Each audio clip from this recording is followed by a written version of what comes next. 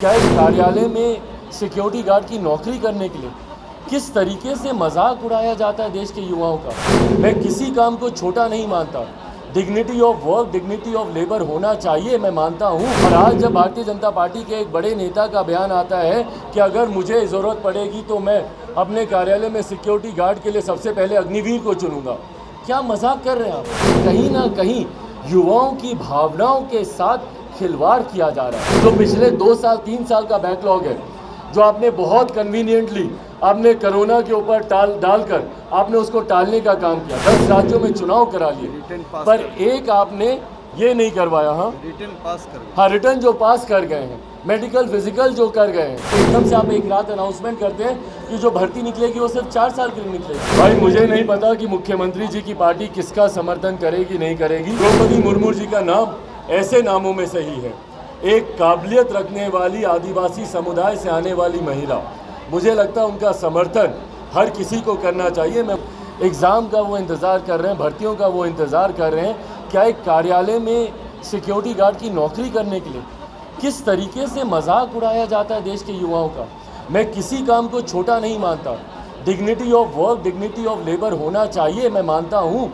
पर जिस मेहनत के लिए, जिस पद के लिए हमारे नौजवान इतने समय से मेहनत कर रहे हैं, कहीं ना कहीं तो आपने उनको भ्रम में रखा ना।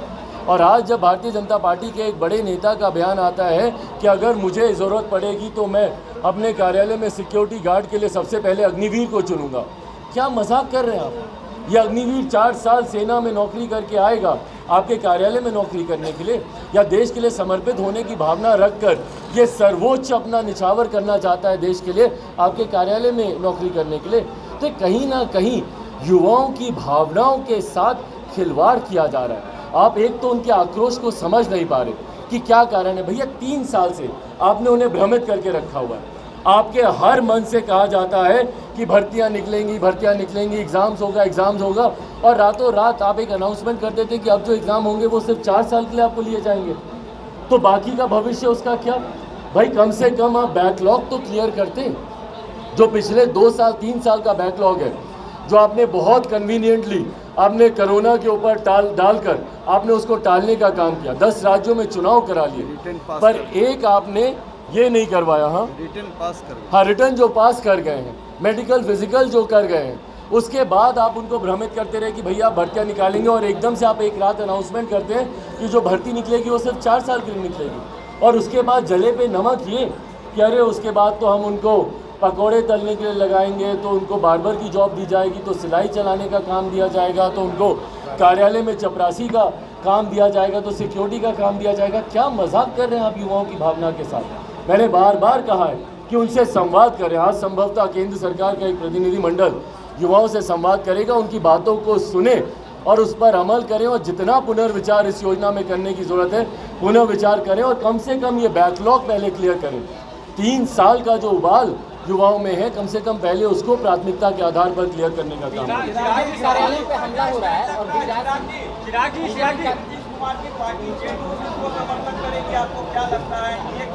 भाई मुझे नहीं पता कि मुख्यमंत्री जी की पार्टी किसका समर्थन करेगी नहीं करेगी। मैं कोई कहने वाला होता भी नहीं हूँ कि आप किसका समर्थन करें नहीं करें, पर हाँ मैं इतना मैं ज़रूर आग्रह करूँगा कि कई बार कुछ ऐसे नाम आते हैं जिनमें चर्चा की गुंजाइशें नहीं रहती। द्रौपदी मुर्मू जी का नाम ऐसे नामों में से ही है, एक काबिलियत रखने वाली आदिवासी समुदाय से आने वाली महिला। मुझे लगता है उनका समर्थन हर किसी को करना चाहिए। मैं मुख्यमंत्री जी से भी आग्रह करूंगा, जनता दल यूनाइटेड से भी आग्रह करूंगा कि उनका समर्थन करें। अंतोगत्वा फैसला जनता दल यूनाइटेड को लेना है। मुख्यमंत्री जी की भी एक परंपरा रही है कि पिछली 2 बार का अनुभव है उनका कि वो जिस गठबंधन के साथ होते हैं उसके प्रत्याशी का वो समर्थन करते नहीं हैं। उन्होंने प्रणब दा के समय पे भी हम लोगों ने देखा था, आदरणीय प्रणब मुखर्जी जी के वक्त भी उन्होंने अपने गठबंधन से हटकर उनका समर्थन किया था। रामनाथ कोविंद जी के भी वक्त हम लोगों ने देखा कि वो महागठबंधन में थे, पर उन्होंने एनडीए का उस वक्त समर्थन किया।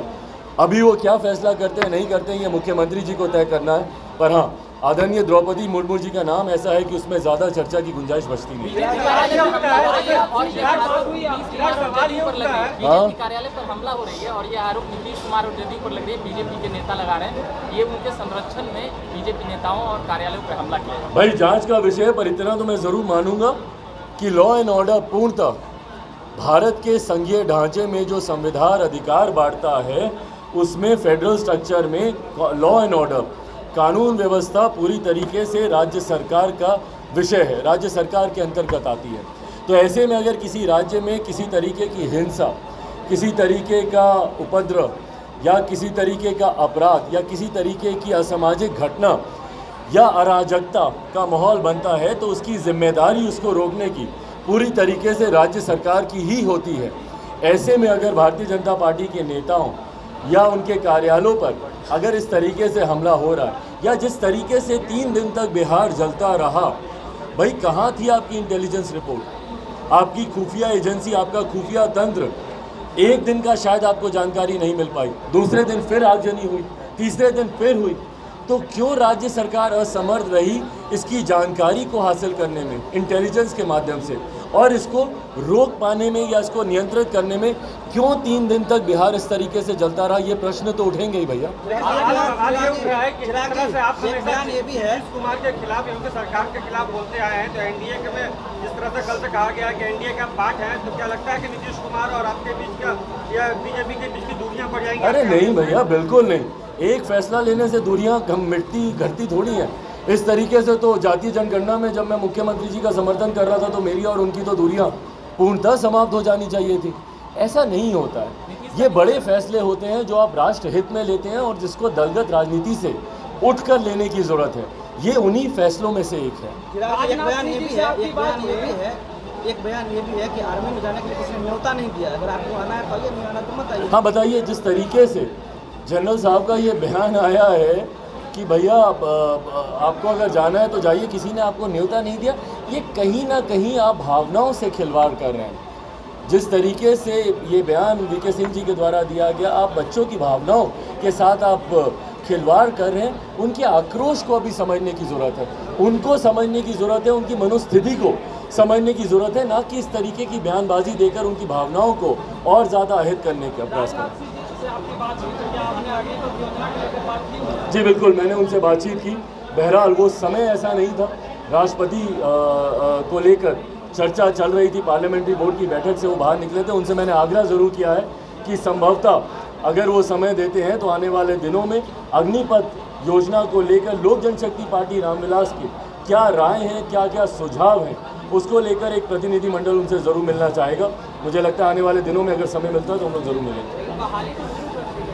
बिल्कुल बहाली शुरू कर दी है, पर जिस तरीके से निरंतरता में संशोधन उसमें हो रहे हैं, आने वाले दिनों में मैं उम्मीद रखता हूँ बैकलॉग को क्लियर करने की हम लोग की एक बड़ी मांग ज़रूर एक है कि पहले जो 3 साल का जो उबाल है, जो बच्चे इंतज़ार कर रहे हैं, जो बार बार आपके सामने आग्रह कर रहे थे और आप ही ने विश्वास दिलाया था कि भैया भर्तियाँ शुरू की जाएंगी, ये नहीं करना एक बहुत बड़े आक्रोश का कारण है। अगर मौका मिलेगा तो पार्टी अपनी तरफ से पत्र के माध्यम से ज़रूर हम लोगों ने पार्टी के विचारों को उनके समक्ष रखा। समय मिलेगा तो केंद्र सरकार, रक्षा मंत्रालय, आदरणीय रक्षा मंत्री जी के समक्ष पार्टी अपने विचारों को रखेगी।